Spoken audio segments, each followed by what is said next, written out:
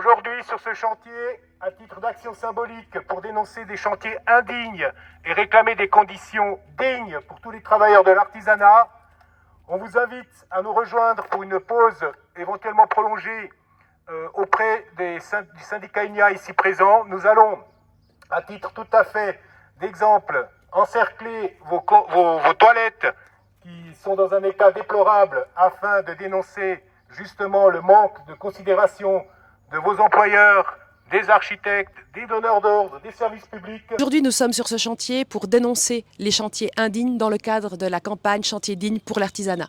En effet, de plus en plus dans l'artisanat, nous rencontrons des problèmes, notamment de salubrité des toilettes. On est ici derrière des toilettes qui, à un moment donné, quand nous les avons visitées pour la première fois, nécessitaient ça, un masque à gaz, à quel point elles étaient insalubres. Et donc, on nous a installé à la place des toilettes de festival. Vous me direz, c'est un progrès. Le problème, c'est que c'est pas suffisant. Des toilettes festival, c'est sans accès à l'eau et c'est évidemment pas ce qu'on demande pour la dignité des travailleurs, pour des besoins naturels physiologiques.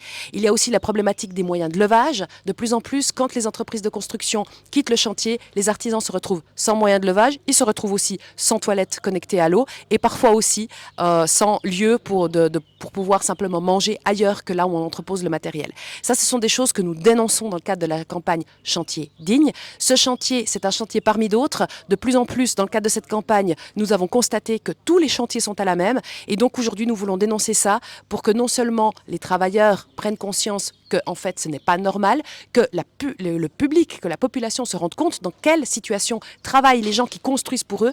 Et puis aussi, évidemment, pour que les autorités, les entreprises, les maîtres d'œuvre, les donneurs d'ordre, tout le monde se mette la main sur le métier. Nous, ce que nous demandons aussi, c'est de faire évoluer notre législation pour que peut-être elle ressemble à la genevoise qui a déjà fait beaucoup de progrès.